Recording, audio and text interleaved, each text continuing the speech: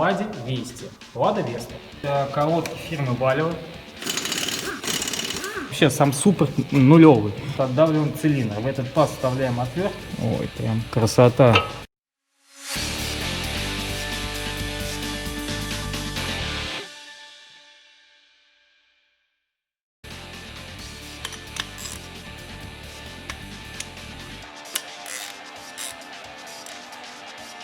Всем привет, друзья! Сегодня мы покажем, как заменить передние тормозные колодки на Ладе Вести. Лада Веста. Вот. Не удивляйтесь, что речь пойдет о Ладе, так как тут очень много нашей непосредственно реношной темы. Итак, парни, приступим. Не забываем, что для того, чтобы нам заменить колодки, мы будем разводить суппорта, поэтому сразу нужно обратить внимание на уровень тормозной жидкости в расширительном, в бачке компенсационном. Крышечка, по-моему, раношная осталась.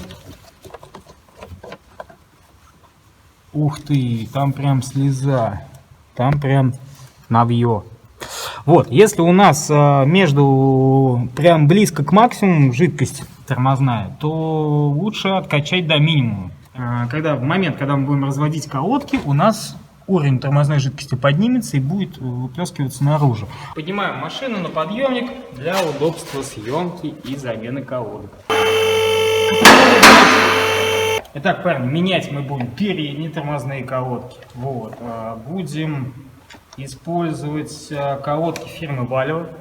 Не потому, что у меня жилетка фирмы Valeo, просто будем Valeo использовать.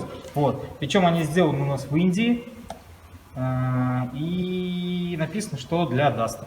Вот, но судя по номеру, они должны подойти у нас и Dacia Duster, Mercedes-Benz Titan, Nissan Note и все, кстати. Приступим к демонтажу колеса. Кстати, вот смотрю, вот болты у нас в принципе как на Рено, прям ступичная гайка, прям реношная. Так, после того, как сняли колесо, смотрим, во-первых, фирма какая у нас тут идет с завода. Это важно, у нас система тормозная ТРВ, и колодки стоят тоже ТРВ. Но так как я Р не выговариваю, мне проще Valeo поставить.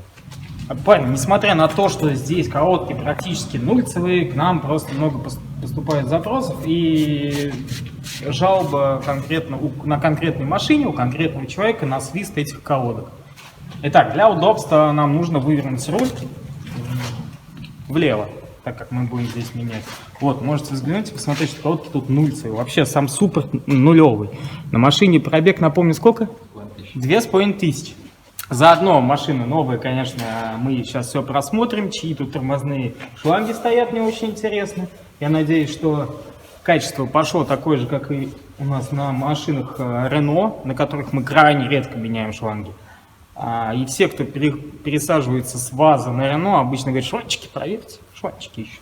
Итак, для начала мы откручиваем нижний болт крепления суппорта к скобе, а точнее к направляющей суппорта. Здесь у нас направляющие суппорта, они закрытого типа, то есть они в пыльничке, и они должны быть у нас смазаны специальной смазкой. О ней я скажу дальше. Использовать мы будем ключ на 13 и на 15.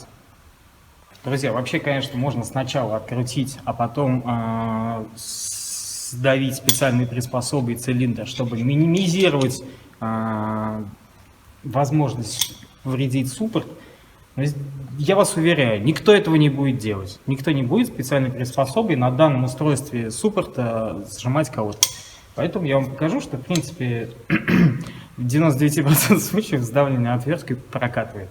Смотрите, у нас здесь очень удобный паз между отверткой, то есть мы даже в диск не будем упирать отверткой, что категорически запрещено.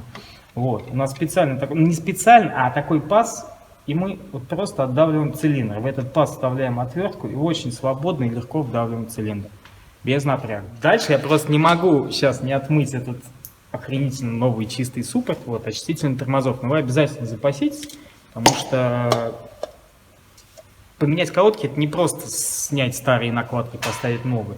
Это еще все правильно, грамотно почистить и в нужные места добавить смазку, а из ненужных ее убрать. И в этом помогает всегда очиститель тормозов и деталей сцепления. Сейчас мы остатки старого с кородой и смазки удалим. Вот даже смотрим, вот мы машину просто керхером сбили немножко, чтобы снег нам на голову не падал. Уже тут все в ржавчине и уже неприятно. Ну и сейчас мы сдуем немножко, чтобы приятнее было работать. Теперь берем накидной на 13 и рожковый на 15. Рожковым удерживаем направляющий от проворота, накидным срываем болт. Сразу вот видите, да, как пыльник скользит. Тоже важно, чтобы пыльник именно скользил, а не залуплялся и рвался в момент откручивания. Вот теперь мы спокойно поднимаем суппорт. Вот таким образом. У нас тут достаточно места для работы, для того, чтобы мы сейчас смазали то, что нужно, и убрали смазку оттуда, где не нужно. Далее нам необходимо изъять старые колодки. Они здесь пойдут достаточно легко. Вот мы видим, как они в скобках ходят. Но тут никакого следа смазки в упорах, конечно, нет. Либо она уже вымылась в нашем регионе чудесном, где у нас непонятно чем дороги. Смотрите, как колодка работала, в принципе, вообще неплохо. Но что она скрипела? Ну и вытаскиваем вторую колодку. Вот обратите внимание, 2500, а в направляющих наших колодок уже один песок и грязь. Ни смазки, ничего. То есть обязательно, если у вас пробег большой, наличие вот этих вот скоб и сверху, и снизу. Если их нету, заказывайте обязательно и устанавливайте. Иначе будет куча проблем, связанных с дребезжением, со скрипом колодок и неправильным износом, преждевременным износом диска тормозного. Короче, одни минусы. Сейчас мы еще раз отмоем все наши посадочные вот эти места под колодки. Тоже это все я делаю очистителем тормозов. Он здесь уже ничему не вредит, только хорошо отмывает остатки феррадо, остатки фрикционов.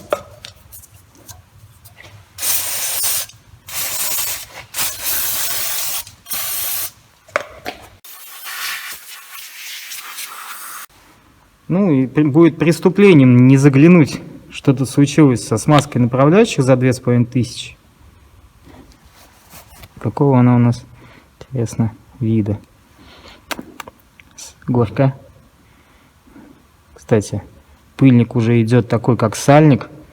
Вот здесь вот, видите? То есть не просто он здесь вот одевается и вовнутрь не падает. Еще вот здесь вот как саму направляющую пыльник облегает. Поэтому пыльники, конечно, надежнее. Поэтому смазку мы здесь трогать не будем. Она здесь заводская, в принципе, отлично справляется. Вот. Я чувствую, что она везде есть, и прям в достаточном количестве, это явно. Вот. Я смажу только упоры колодок, смазываю я медной смазкой, а в направляющих суппортов ищите в магазах, сейчас уже полно всякой разной консистентной смазки для смазки прям непосредственно направляющих суппортов. Подойдет практически любая. Ну, соответственно, цена-качество. Итак, суппорт у нас сдавлен. Сейчас упорчики я смажу. Сначала смажем направляющий. Давай упоры смажем. Вот, медная смазка высокотемпературная, я ее наношу в эти скобки. В принципе, она здесь остается надолго и помогает. Что попадет на тормозной диск, мы обязательно уберем ветошью и очистителем тормозов. А на диск попадет по-любому.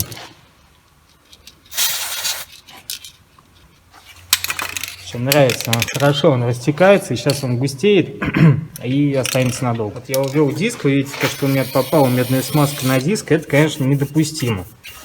Мы это сейчас все дело обязательно ототрем.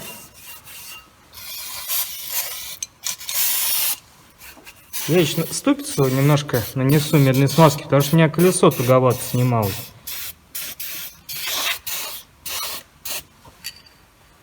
В принципе, у нас здесь все готово к установке новых колодок. Давайте сейчас подберем, выберем нужные нам колодки для этой тачки.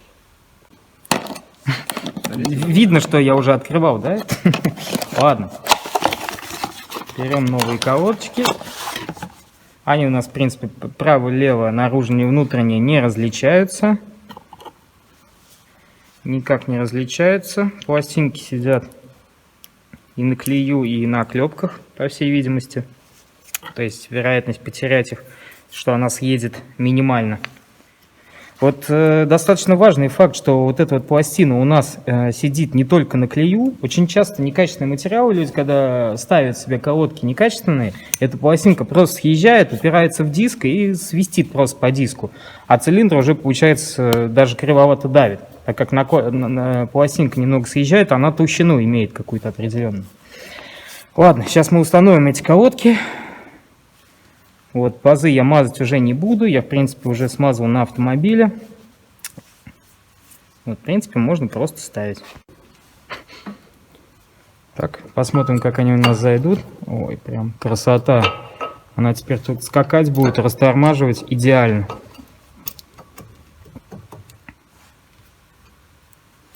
Кстати, если в данном случае потерять вот эти скобки, верхнюю и нижнюю, то у вас пипец как будет дребезжать колодки. Поэтому очень важно к этому моменту, и когда новые поставили, смотрите, чтобы они сильно здесь у вас не прыгали. То есть скобки, возможно, что тоже к замене, скажем, через одну, через две замены колодок. Если вы вспомните, какие у нас, скажем, на Логане, на первой фазе колодки, там на колодке такая пружинка стоит, которая, когда мы одеваем суппорт, эта пружинка поджимает саму колодку, тем самым не давая ей создавать дополнительный дребезг. Здесь этого нету. Такая конструкция. Вот. Тут эту роль выполняет полностью вот эти вот посадочные пластинки. Поэтому, если их нету, вы едете по мелкой гребенке, так сказать, вы слышите характерный такой лязг металлический. При небольшом нажатии, при несильном нажатии на педаль тормоза, этот звук должен прекращаться. Тогда вы должны снять колесо и по нашему ролику все сделать, и осмотр, диагностику и замену. Надеваем аккуратно, как на операции, скобу. Смотрим, что, в принципе, старый болт у нас еще имеет большое количество фиксаторов резьбы. Вот, и он сейчас у нас даже туго пойдет. Да? То есть болт можно оставить на первую замену старый.